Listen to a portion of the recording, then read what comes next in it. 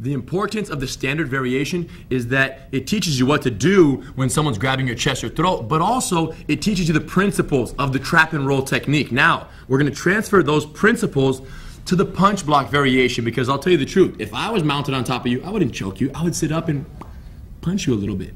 Okay? So check this out. Here's how you would escape from the mount against a striking opponent who's on top of you.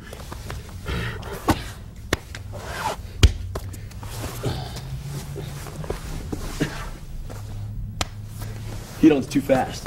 Let's break it down in super slow motion. Here's the deal. Before I had a chance to even say anything, Hidon did the right thing. He was instantly sitting up and closing the distance. In order for me to punch him from the mount position, I have to have this much space to punch effectively. So as soon as I mount, and as soon as he realizes that I'm sitting up for a punch, Hidon sits up with me and wraps my torso, okay? Putting his hands up to protect his face if a punch does come through. But this is all happening in a flash, as you saw. Now, once he hugs my body, he pushes off his feet to cause me to drive my hands to the ground. It's instinctive, otherwise my face will hit the ground. Once they post their hands down, he keeps his head so close. Look at that. The closer the head, the safer he is from punches. Watch what he's gonna do with his hands now. Shoulder grab, on both sides.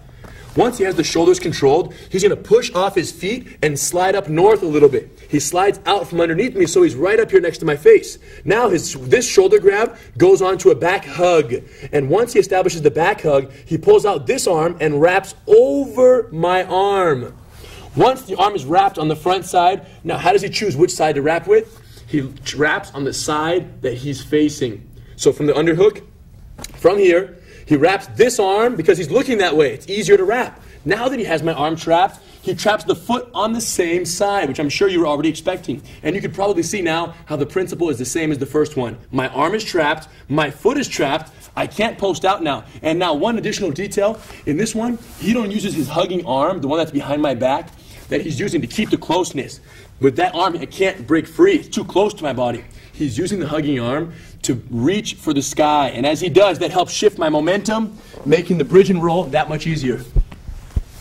So the key to this variation, I would say, is the closeness.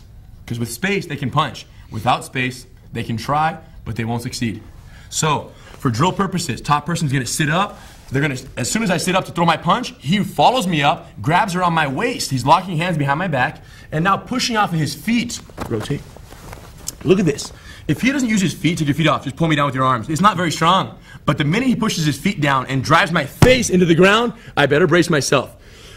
From here, he grabs my shoulders, and pushing off both of his feet, he slides up north, okay? Once he does that, he hugs my back with the back arm. Look how deep that hug is right there. It's very important to have a tight body hug because that prevents me from breaking away later during the technique. At any time throughout the move, sit up again, if my head, sit up a little bit, begins to kind of create a little bit of space right here, he will tell me, and it reminds me, hey, keep your head close. And if it does, in reality, if the head sags down, look at the danger that happens. Punches, space, and more punches. So we can't afford to allow our partner, or to allow space between your head and your partner's chest, your opponent's chest. Now, from this close space right here, from this close distance, watch how Hidon wraps my arm.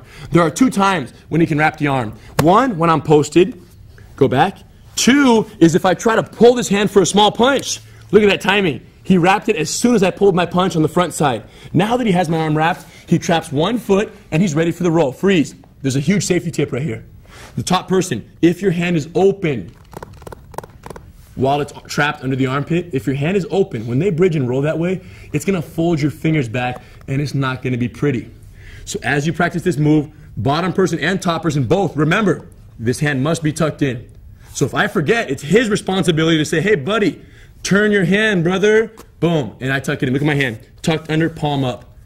Notice my hand also right here. Backwards grip. He's grabbing the tricep so I can't pull out the back. Now, it's all in place. Everything's perfect. All he has to do now is bridge straight up and reach for the stars. Nice roll. And you would land head low for protection. And we'll teach you what to do next in a moment.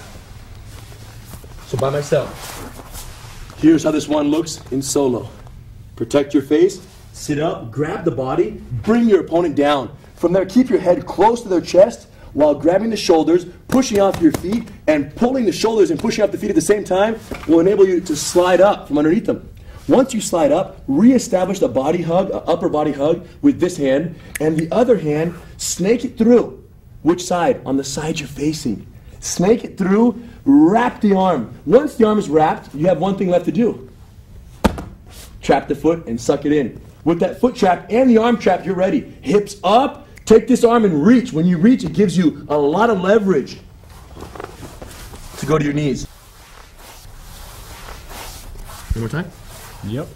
You want to try it? Sure. Check it out.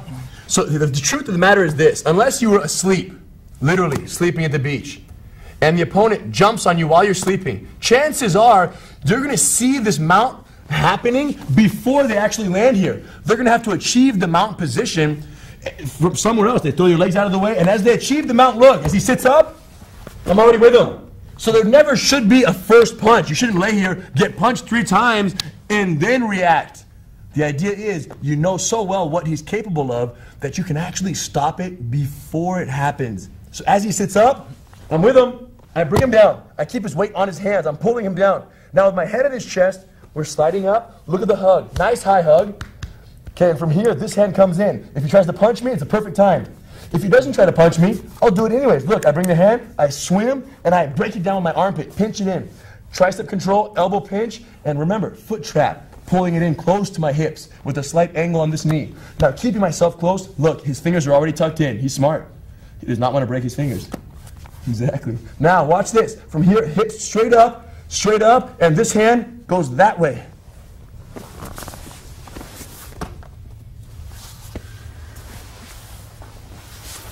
This is probably the most common escape technique, the most common trap and roll variation you're going to need if you get mounted in a street fight. But the next slice, once you perfect this one, we're going to move on to another variation that you'll need against a more skilled opponent, someone who's a little bit smarter and wants to try to control you a little bit tighter. The headlock variation is coming up next, but don't rush it. Perfect this technique, and little by little, help your partner back and forth, and move on only when you feel very confident in the punch block variation. The next one is the one I use with him. He uses it on me on a regular basis. That's what I need. Because nothing else will work.